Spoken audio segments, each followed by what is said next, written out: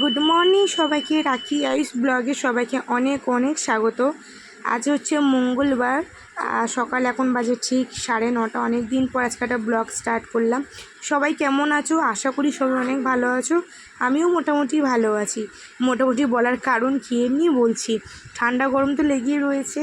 যাই হোক, তো ওইদিকে দেখো আজকে তোমাদের ডাল ভাত এইগুলো দেখিয়ে আজকে তোমাদের সাথে ব্লগটা স্টার্ট করলাম। প্লিজ কেউ কিছু মাইন্ড করো না। এদিকে দেখো ছেলেরা আমার সকাল সকাল ব্রাশ হয়ে গেছে। ছেলেদের আজকে নাটক কি, তুমি আজকে মা আমাকে জামাটা পরিয়ে দাও। অন্য সময় না ও একা একা পরে নেয় জানো তো। আর মাঝে মাঝে না ভীষণ ঢং করে, যখন ও একা একা পরে না, মানে অফ ক্যামেরায় থাকে, তখন তোমাদের ওটা অন ক্যামেরা করে একদিন তোমাদের সাথে শেয়ার করবো। তো এইদিকে দেখো আমাদেরকে পালং শাকে সব রকম সবজি দিয়ে একটা চচ্চড়ি।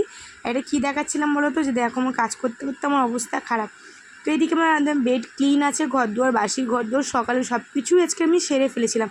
সো সেই কারণে সকাল থেকে আজকে ব্লগটা না একদম আমি শুরু করতে পারিনি। তো ওই জন্য রান্না করতে করতেই ব্লগটা আমি স্টার্ট করে দিয়েছিলাম। দেখেছো সোপা, মানে ছেঁড়া সোপা, তার মধ্যে আরও এরা ছিঁড়ে দিচ্ছে। একজন তো ছিঁড়েছে সাধু আর ছিঁড়ছে এ। তোমরা তো ব্লগে সবই দেখলে। হ্যাঁ, আজকে একটা মানে সারাদিন মানে ঘরে কি করব নর্মাল একটা ন্যাচারাল একটা ব্লগ নিয়ে চলে এসেছি। আর এখানে দেখছো আমার পিম্পলটা। পাপা গুড মর্নিং বলো। Good morning. ক্যামেরার দিকে তাকিয়ে, ক্যামেরার দিকে থেকে। ক্যামেরা কোন দিকে? এই তো ক্যামেরা, এই যে ক্যামেরার দিকে তাকিয়ে বলো গুড মর্নিং। Good morning. তো যাই হোক, তো ওইদিকে আমার ভাত হয়ে গেছে, ডাল হয়ে গেছে, চচ্চড়ি বসিয়ে দিচ্ছি, তোমরা তো দেখলে। তো এই পয়সাটা নিয়ে এখন বাজারে যাচ্ছি। আমার না খুব গিলে মেটে খেতে ইচ্ছা করছে। জানি না, হয়তো কেউ লজ্জার খাতিরে বলতে পারে না। আমার দেখো খাবার দিকে লজ্জা নেই, কারণ লোকে দুমুঠো ভাতও কেউ মানে এক সময় কেউ পায় না। তো আমার প্রচুর ইচ্ছা করছে একটু কষ্ট কষ্ট গিলে মেটে হবে, জমে যাবে বলো। তো দেখি বাজারের দিকে যাওয়া যাক। চলো তোমরা সাথে থাকো, পুরো ব্লগটা কন্টিনিউ দেখো, স্কিপ না করে। আছে অনেকদিন পর তো ব্লগ করলাম। চলো যাওয়া যাক, এই রোদ্দুর তাপমাত্রাগুলো নেওয়া যায়। চলো যাওয়া যাক।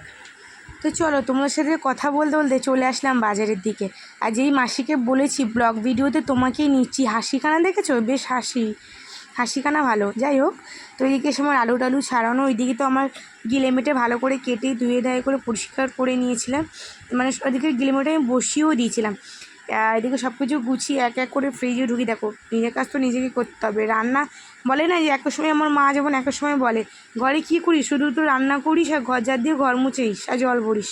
তাহলে আমার সামনে কি ওই কড়া খুন্তি মশলা কি পাড়ার লোক এনে দেয়? যাকে যেটা বলছিলাম আর কি, এই যে গাড়িটা দেখে না আমার ছেলে এক দণ্ড ঘরে থাকলো না। মানে এই গাড়িটার যেই আওয়াজ পেলো, আর আমি যে একবার বললাম যে বাবু তোর দেখ না খালকাটা পছন্দের গাড়ি এসছে, খালকাটা গাড়ি, ও নিমিষে ছুটে বেরিয়ে এসছে। মানে কতক্ষণে গাড়িটাকে দেখবে। তো যাই হোক, ওটাকে কী কেরেং গাড়ি না কিছু একটা বলে, সামথিং এরকম কিছু একটা হবে, বাট আমি জানি না। ওর সাথে সাথে পাল্লায় পড়ে আমিও কেরেং গাড়ি বলছি। তো ওকে বলছি কী রে খুব ভালো লাগছে? বলছে হ্যাঁ খুব ভালো লাগছে। তো ওকে একটু গাড়িটা দেখিয়ে নিয়ে এসছে। আমার এখানে কিছু বাসন ছিল, এক এক করে সব বাসন কুসন মেজে নিলাম। আর হ্যাঁ, যেই কথাটা বলছিলাম, যে আমার মা যেটা বলে, ঘরে থাকলে তুই শুধু রান্না করিস, ঘর মুছিস আর বাসন মাজিস আর জল ভরিস। তোমরাই বলো এটা কি শুধু কাজ থাকে?